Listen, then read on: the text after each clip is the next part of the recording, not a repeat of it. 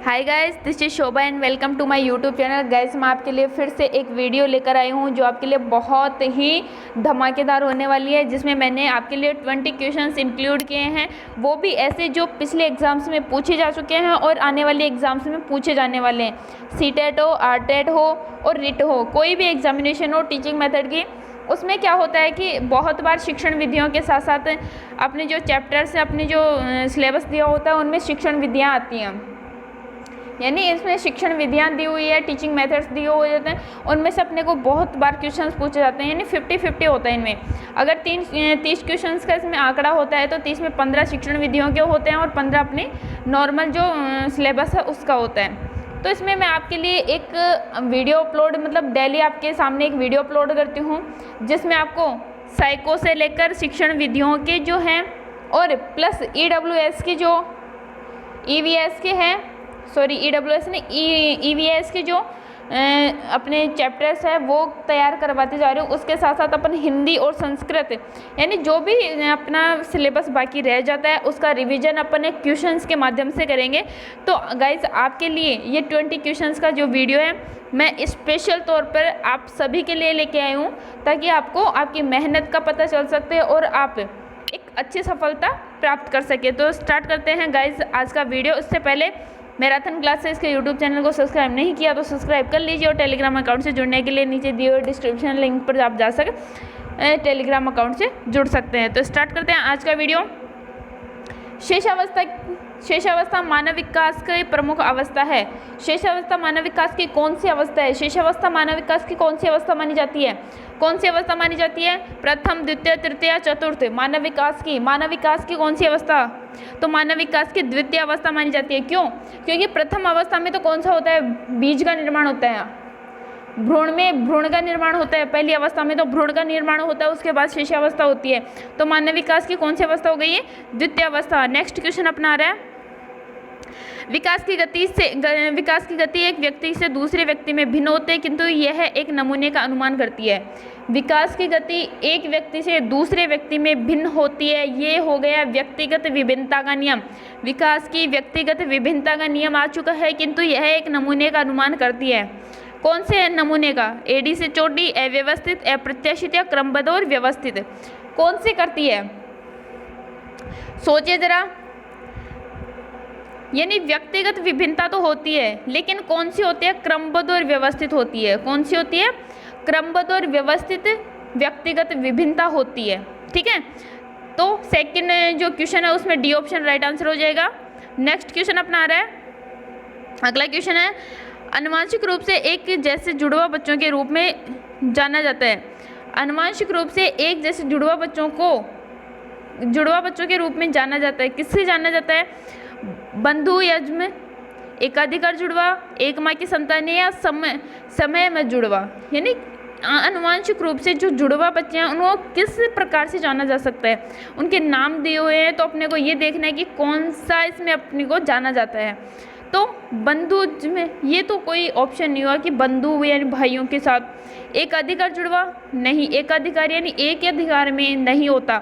एक माँ की संतानें, अगर इसमें ये होता है कि समय मज जुड़वा होता है, एक माँ की संतानें समय मज जुड़वा, ये इसमें अगर दोनों ऑप्शन एक साथ होते तो ये ऑप्शन राइट हो जाता, लेकिन इसमें डी ऑप्शन राइट आंसर होगा, क्योंकि एक ही समय में एक माता से उत्पन्न होने वाली जुड़वा संतानें ही आनुवंशिक रूप से जुड़वा होती हैं।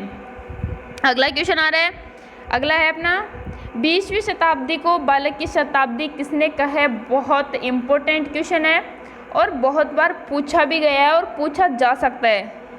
इस बार एग्जाम्स में पूछा भी जा सकता है ये क्वेश्चन। सीटेट हो, आरटेट हो, कोई भी हो, रिट हो, एग्जाम से पूछा जाता है कि 20वीं शताब्दी को बालकों की शताब्दी किसने कहा है?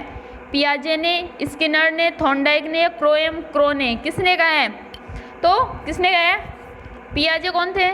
संज्ञानात्मक विकास सिद्धांत दिया था, संज्ञानवादी थे एक। स्किनर और थॉर्नडाइक कौन थे? ये थे व्यवहारवादी। क्रो, तो इन्होंने ये कहा है कि 20वीं शताब्दी बालकों की शताब्दी है। D option right answer. D option इसमें राइट आंसर हो जाएगा, क्योंकि क्रोन ने परिभाषा दी है कि 20वीं शताब्दी बालकों की शताब्दी है। क्यों है बालकों की शताब्दी? क्योंकि बालकों का बहुत इसमें विकास होता चला गया है।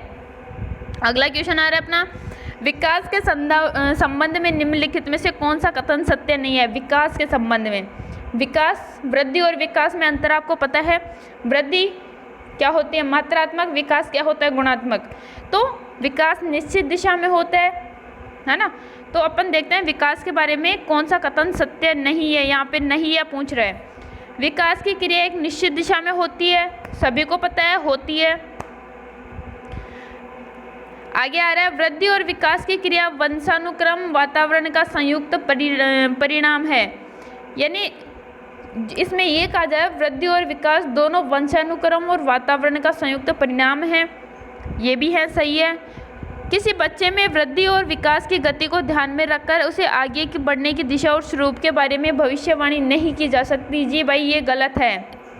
विकास हमेशा सामान्य से विशिष्ट की ओर होता है, सही है। यहाँ पे ऑप्शन सी राइट आंसर हो जाएगा, क्योंकि जो बच्चे की वृद्धि और विकास होता है उसके बारे में देखकर उसके भविष्य के बारे में ये पता लगाया जा सकता है कि आगे जाकर क्या बनेगा। तो इसमें सी ऑप्शन राइट आंसर हो जाएगा। अगला क्वेश्चन आ रहा अपना, मानव विकास कुछ विशेष सिद्धांतों पर आधारित है। मानव विकास क्या है? कुछ विशेष सिद्धांतों पर आधारित है। निम्न में से कौन सा मानव विकास का सिद्धांत नहीं है? अब सिद्धांत आपको याद होने चाहिए। मानव विकास के सिद्धांत कौन कौन से हैं? निरंतरता का, प्रतिवर्ती, सामान्य से विशिष्ट, अनुक्रमिकता का। कौन सा विकास का सिद्धांत नहीं है? इसमें ये पूछ रहे हैं। अनुक्रमिकता का, सामान्य से विशिष्ट की और प्रतिवर्ती और निरंतरता। कौन सा विकास का सिद्धांत नहीं है? माइंड पर थोड़ा जोर डालिए। कौन सा विकास का सिद्धांत नहीं है? कौन सा नहीं है? अनुक्रमिकता का है, सामान्य से विशिष्ट की ओर भी है और निरंतरता का। लेकिन प्रतिवर्ती क्रिया का इसमें नहीं है। प्रत्येक क्रिया के बदले क्रिया होना, और ये विकास का सिद्धांत नहीं है। तो सी ऑप्शन इसमें राइट आंसर हो जाएगा। अगला क्वेश्चन आ रहा है, निम्नलिखित कथनों के बारे में विचार कीजिए। निम्नलिखित कथनों के बारे में विचार कीजिए। बालकों के आनुवंशिक गुण उसकी वृद्धि एवं विकास को प्रभावित करते हैं। निम्न सामाजिक आर्थिक स्थिति बालकों के विकास में अवरोध का कार्य करती है और विकास की प्रक्रिया सामान्य से विशिष्ट नियमों का अनुसरण करती है। अभी देखते हैं, नीचे ऑप्शन दिए हुए हैं। ऑप्शन ए और बी दोनों, ऑप्शन बी और सी दोनों, ऑप्शन सी है ए और सी दोनों, और ऑप्शन डी आ रहा है इसमें कि सभी। ऑप्शन डी क्या आ रहा है? सभी। जरा दोबारा पढ़िए क्वेश्चन को। क्या है? बालक के आनुवंशिक बालक की अभिवृद्धि और विकास को प्रभावित करते हैं, सही है। आर्थिक स्थिति है, बालक के विकास को प्रभावित करती है, सही है। और प्रक्रिया ये है कि ये जो प्रक्रिया सामान्य से विशिष्ट की, पहले सामान्य विकास होता है उसके बाद में विशिष्ट विकास उसमें होता है। तो ऑप्शन डी राइट आंसर हो जाएगा, क्योंकि ये सभी विकास के आयाम है या विकास के बारे में सही बातें हैं। अगला आ रहा अपना, नरेश और मुकेश की आयु समान है। अब दो मेंबर हैं नरेश और मुकेश जिनकी आयु समान है। उनके सामाजिक विकास में काफ़ी अंतर है। यह विकास के निम्न सिद्धांत के कारण होता है। यानी विकास, सामाजिक विकास में अंतर है, सामाजिक विकास में अंतर है, ठीक है। तो ये कौन से विकास के उसमें आता है? ठीक है, कौन से विकास के सिद्धांत में आता है? परिमार्जितता का सिद्धांत, निश्चित एवं पूर्व कथनीय प्रतिरूप का सिद्धांत, व्यक्तिगतता का सिद्धांत और समान प्रतिमान का सिद्धांत। कौन से सिद्धांत के अंतर्गत आता है?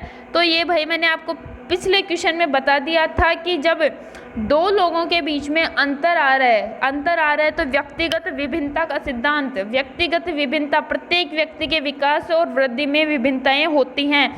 तो ये ऑप्शन सी राइट आंसर हो जाएगा, व्यक्तिगत विभिन्नता का सिद्धांत। प्रसिद्ध मनोवैज्ञानिक रॉस के अनुसार शिष्यावस्था है। प्रसिद्ध मनोवैज्ञानिक रॉस के अनुसार शिष्यावस्था की आयु कितनी बताई गई है? तो जन्म से 6 वर्ष या 1 से 3 वर्ष, जन्म से 14 दिन और जन्म से 5 वर्ष। रॉस ने कितनी बताई है? रॉस ने बताई है 1 से 3 वर्ष। रॉस महोदय ने कितनी बताई है?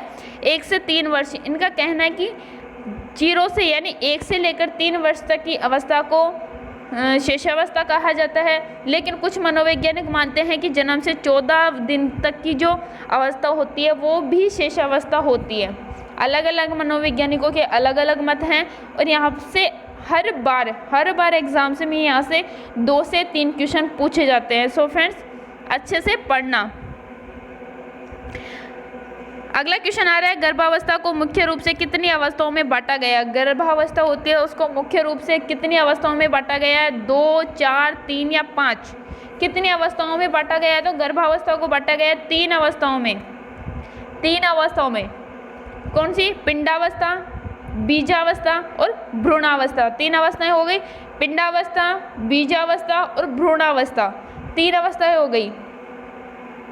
अगला क्वेश्चन आ रहा है, निम्न में से सत्य कथन है। सत्य कथन पूछ रहा है, डिंबावस्था गर्भधारण से 2 सप्ताह है, पिंडावस्था 2 सप्ताह से 2 माह, गर्भस्थ शिशु की अवस्था 2 माह से 9 माह और उपरोक्त सभी।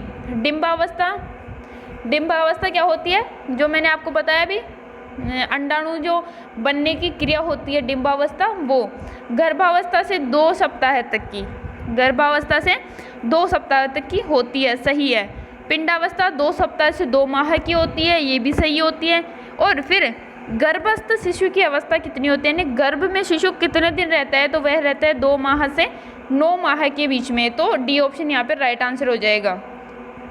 अगला क्वेश्चन आ रहा है अपना,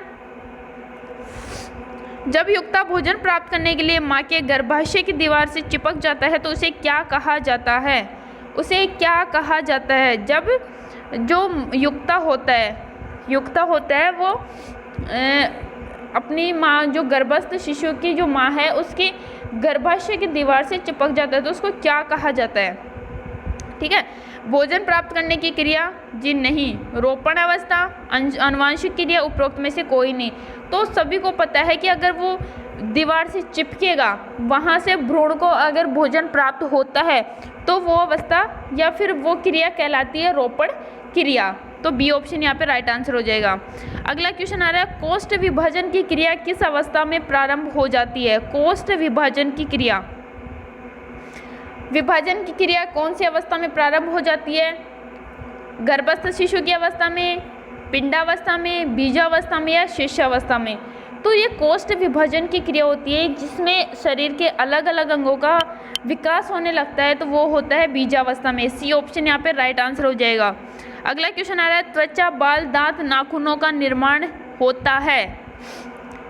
त्वचा, बाल, दांत और नाखूनों का निर्माण किससे होता है? मेसोडर्म से, एंडोडर्म से, एक्टोडर्म से या किसी से नहीं?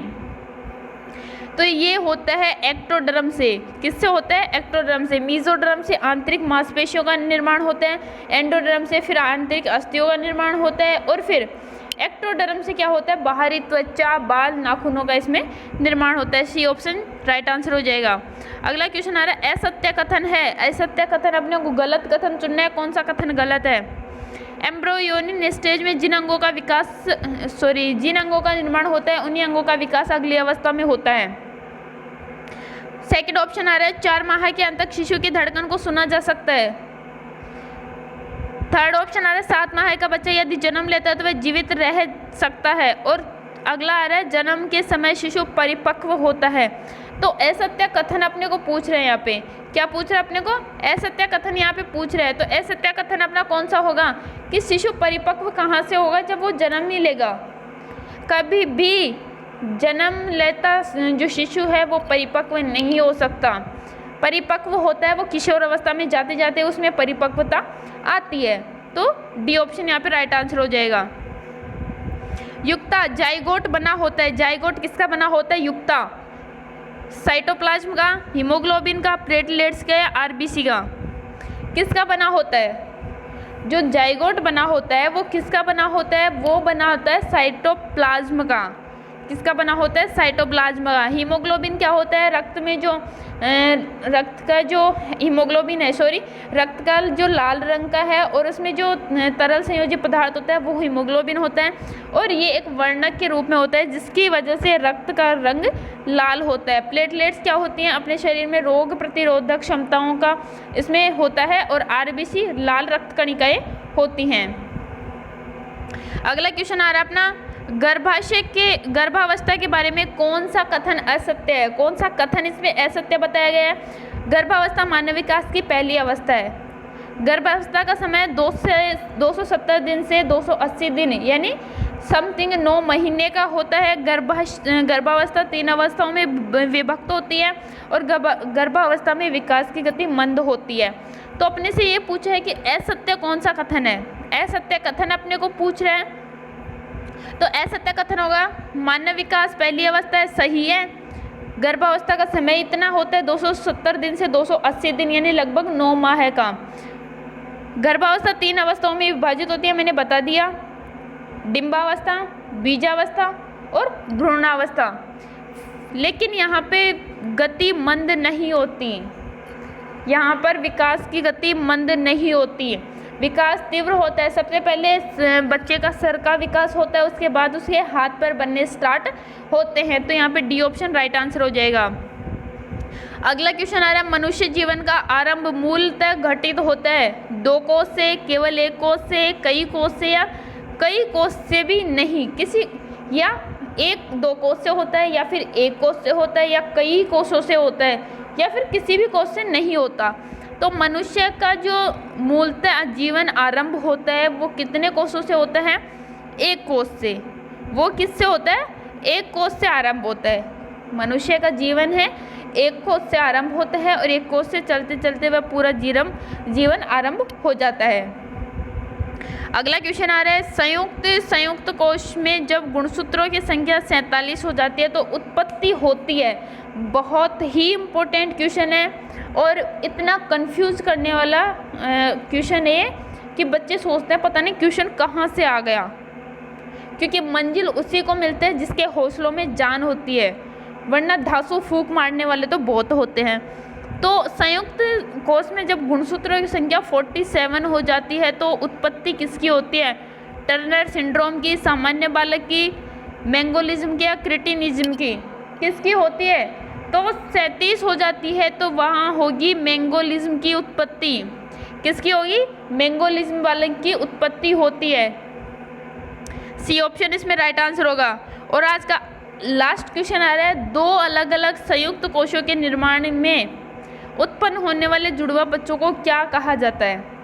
क्वेश्चन अपना आया था जुड़वा बच्चे, अनुवांशिक जुड़वा बच्चे। इससे पहले अपने अनुवांशिक जुड़वा बच्चे आ गए और अब आ रहा है 2 अलग अलग संयुक्त कोष के निर्माण से उत्पन्न होने वाले जुड़वा बच्चों को क्या कहा जाता है?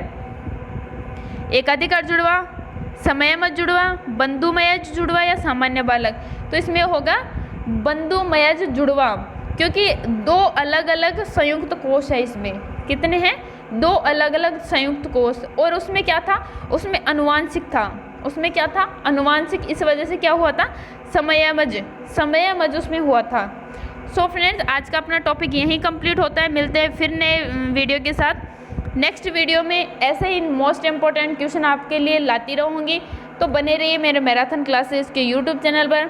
फ्रेंड्स, अगर आपने चैनल को सब्सक्राइब नहीं किया तो सब्सक्राइब कर लीजिए और पास में लगे बेल आइकन को ज़रूर प्रेस कर दीजिए, ताकि वीडियो की नोटिफिकेशन आपके पास तक आ जाएगी। और टेलीग्राम चैनल से जुड़ने के लिए नीचे डिस्क्रिप्शन में लिंक है, वहाँ जाकर आप मेरे टेलीग्राम चैनल से जुड़ सकते हैं। सो फ्रेंड्स, वीडियो अच्छा लगे लाइक करना, शेयर करना और कमेंट करना मत भूलना, क्योंकि आपके कमेंट्स ऐसे होते हैं जो हमें कुछ मोटिवेशन देते हैं, हमें मोटिवेट करते हैं और हमें और कुछ अच्छा करने की क्षमता प्रदान करते हैं। सो फ्रेंड्स, बने रहिए मैराथन क्लासेस के यूट्यूब चैनल पर। मिलते हैं फिर नए वीडियो के साथ। तब तक जय श्री कृष्णा।